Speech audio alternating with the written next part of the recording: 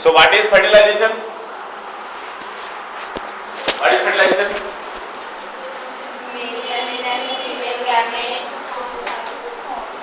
The process of fusion of haploid male gamete and haploid female gamete to form the diploid zygote is called fertilization. In human being, fertilization is internal. That means it takes place inside the body. Okay, and very particularly it takes place in the ampulla region of the fallopian tube. Okay, ampulla region of the fallopian tube. Okay. So the process of fertilization include different events. Process of fertilization is carried out by different types of events that takes place in the during the process of fertilization. First event is the approach of, that is the entry of sperm. Okay, entry of sperm means that is the approach of sperm towards the ovum. Okay, so entry of sperm takes place during copulation. That means the erected penis is inserted in the vagina of the female genital tract, and the semen is released. That is called the ejaculation. Okay, so semen is released in the vaginal tract, and that process, the release of semen by the process of copulation, is called ejaculation or insemination. Okay, during ejaculation and single ejaculation, around 2 to 4 ml of semen is released. Alright, and this total amount of semen contains 200 to 400 millions of sperm. Alright, it contains around 200 to 400 millions of sperm. ठीक है, and this तुम्हाला माहित आहे की vaginal ट्रॅक्टचा जो medium आहे, it is acidic in nature. Okay, that's why acidic in nature असल्यामुळे actually release semen जो रिलीज होतो, it is in the form of bolus form मध्ये राहतो. Means the sperms are aggregated together. तुम्हाला सीमेनचे जे different fluids आहेत, basic seminal वेसिकलचं fluid आहे, prostate ग्लँडचं fluid आहे, जे काही जे फ्लुइड सांगितलं होतं, ज्याचे केमिकल्स आहेत त्याच्यामध्ये, त्या केमिकल्स त्याच्यामध्ये फॅब्युलोजन केमिकल आहे, माहिती आहे तुम्हाला, जो सेमिनल वेसिकलला सिक्रेट करतो सेमिनल फ्लुइड, त्याच्यामध्ये फॅब्युलोजन नावाचा जो केमिकल असतो, that is the coagulating protein. Right, it aggregates the स्पर्मला एग्रिगेट करून ठेवतो. ठीक आहे, डायरेक्टली अगर स्पर्म मोकळे फिरले असते तर हा जो ऍसिडिक मीडियम आहे याने काय केलं असतं, सगळ्यांना मारून टाकलं असतं, बरोबर नाही. परंतु हा बोलस फॉर्म मध्ये राहतो, प्रोटेक्टिव्ह कव्हरिंग तयार होते फॅब्युलोजनच्या माध्यमातून, आणि मग काय होतं की सेमिनल फ्लुइड मध्ये जे सिमेंट मध्ये डिफरंट केमिकल्स आहेत जे ऍसिडिक मीडियम न्यूट्रलाइज करतात, बायकार्बोनेट, सायट्रेट वगैरे, आहे की नाही.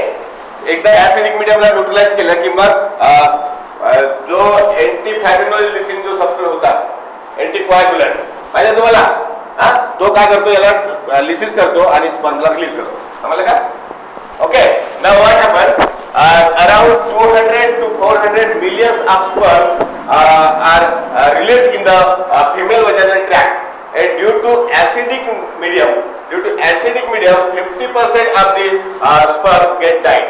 समजलं की नाही, 50% स्पर्म जे असतात ते मरून जातात due to acidic nature of the vaginal tract, and only 50% remain. ठीक आहे, मग याच्यामध्ये काय होतात, काही स्पर्म जे असतात, काही स्पर्म जे आहेत एपिथेलियम, फॅगोसाइट्स, एपिथेलियल टिश्यू जे असतात, एपिथेलियम जो असतो वजाइनल वॉलची, एपिथेलियम मध्ये फॅगोसाइट असतात, न्यूट्रोफिल्स, मोनोसाइट, आहे की नाही, मॅक्रोफेजेस वगैरे. They kill the most of the sperm. समजलं नाही, मोस्ट ऑफ दी स्पर्मला काय करतात, ते किल करतात. मग म्हणजे समजा 10% त्याने किल केले, 50% मधून 10% किल केले, तर राहिले किती तुमचे समजा 30% स्पर्म आहेत. ओके, म्हणजे किती टक्के, 1.5 मिलियन स्पर्म वगैरे तुमचे राहतात. ठीक आहे. ओके, नाव काय होतं बघा, एंट्री ऑफ स्पर्म झाली तर मग approach toward the fallopian tube, approach of the sperm toward the ampulla fertilisation साइटवर. कसं येतं आता बघा, एका ओव्हमला फर्टिलाइज करायचं आहे. इकडे किती, एकच ओव्हम आहे, ठीक आहे, आणि इकडे स्पर्म किती आहेत, अराउंड 150 मिलियन स्पर्म आहे, बरोबर नाही. ओके, तो काय होतो, या 150 स्पर्म पैकी only one sperm reaches the ovum and fertilize the ovum. Only one sperm is responsible to fertilize the ovum. मग काय होतं बघा, हे जे स्पर्म आहेत याच्यामध्ये मग काय रेस्ट सुरू होते. ओके, याच्यामध्ये रेस्ट सुरू होते आणि हे सर्व स्पर्म जे आहेत they move toward the uterus and they approach toward the ovum. कसे होतात बघा, at the moment of the sperm from the vaginal tract, it is assisted by the prostaglandin. तुम्हाला माहिती आहे prostaglandin, it helps in the movement of the sperm toward the uterus. Second time oxytocin hormone ऐकलं असेल तुम्हाला. Oxytocin काय करतो, हा जो vaginal tract भाग आहे त्याला it induces the contraction and contraction झाल्यामुळे काय होतो, vaginal tract contract होतो आणि it receives the sperm toward the uterus. माहिती आहे ना oxytocin. So with the help of prostaglandin and oxytocin, the sperms move towards the uterus, and the movement of the sperm is the lashing movement. It is a lashing movement. Okay, and due to the flagellated sperm, जे tail आहे ते काय करते, हालते आहे आणि sperm जे आहेत ते समोर मूव्ह होतात. Okay, so there is a racing between the there is racing among the sperm, and sperm try to reach and catch the ovum. ऐसा मला का हे उदाहरण सांग, डोंट माइंड. आता तुम्हाला माहित आहे की कधी कधी काय एक सुंदर मुलगी असते तर बरेचसे पोरं त्याला लाईक मारतात, बरोबर नाही.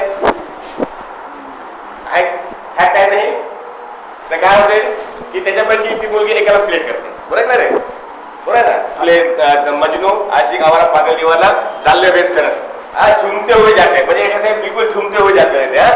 याची मोमेंट कशी आहे, बिल्कुल स्विमिंग मोमेंट आहे ना, झूमते हुए जाते हैं म्हणजे पोचतात. आणि हे रेस होत असताना काय होतो, काही कमजोर असतात, काही स्ट्रॉंग असतात, बरोबर नाही. आपण रेसिंग पाहतो, सायकलिंग रेसिंग किंवा मॅरेथॉन वगैरे, त्याच्यामध्ये काय होतात, धावता थकतात.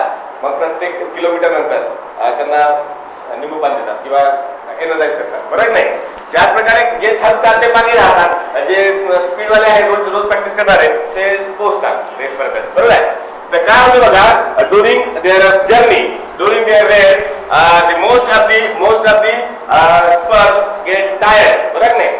पण तुम्हाला इथे एक लक्षात ठेवावं लागेल की हे जे स्पर्म आहेत हे स्पर्म यांना माहित आहे, त्यांना माहित आहे, कसं माहित आहे ते माहित नाही, परंतु त्यांना माहित आहे फिनोरॉक्स. तुम्हाला माहित आहे का फिनोरॉक्स शब्द ऐकला ना मागे, फिनोरॉक्स किंवा जे काही हार्मोन्स असतात attractive hormone protein, and the secretion provide nutrition to the sperm.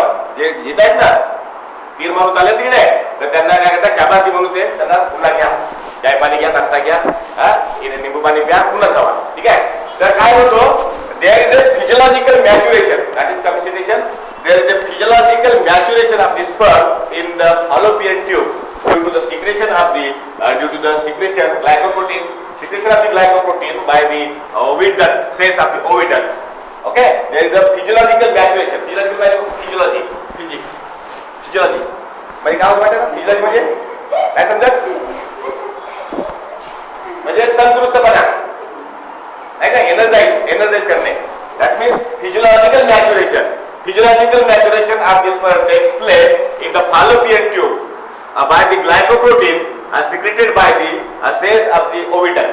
समजत नाही, या ओविडक्ट जे ग्लायकोप्रोटीन सिक्रेट करतात त्याच्या माध्यमातून यांना न्यूट्रिशन मिळतो आणि पुन्हा ते काय होतात, ताजेतवाने एनर्जाइज होतात, ठीक आहे.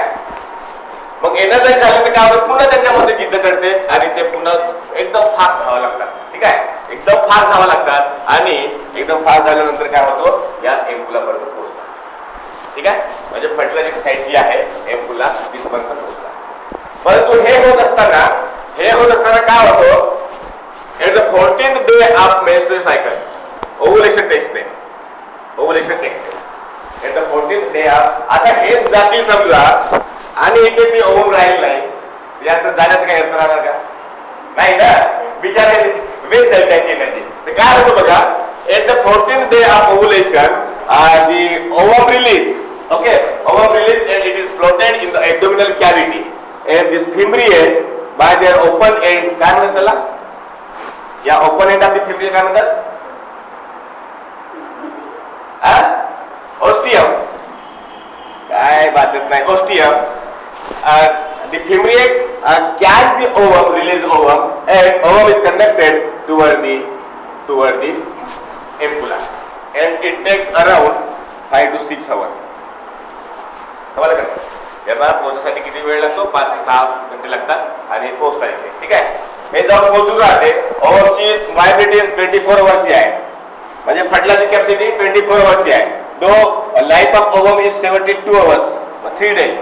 Okay, but fertilising capacity is 24 hours. मग ही जाते बिचारी इथून आणि इथे वाट मारत राहते. Okay, ovum conducted toward the ampulla within 5 to 6 hours after the ovulation. बरोबर आहे, ओव्हुलेशनच्या 5 to 6 hours नंतर ही इथे पोहोचते.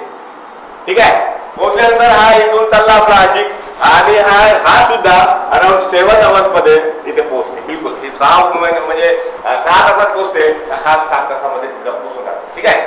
मग पोहोचल्यानंतर काय होतं बघा, अनावट ऐकणार का, म्हणजे एकटाच ओव्हम पोहोचत नाही, त्याच्यामध्ये भरपूर सॉरी एकटाच पण पोहोचत नाही, त्याची रेस आहे. तर सगळे अराउंड, आता मी हा जो एरिया आहे मी इकडे काढतो,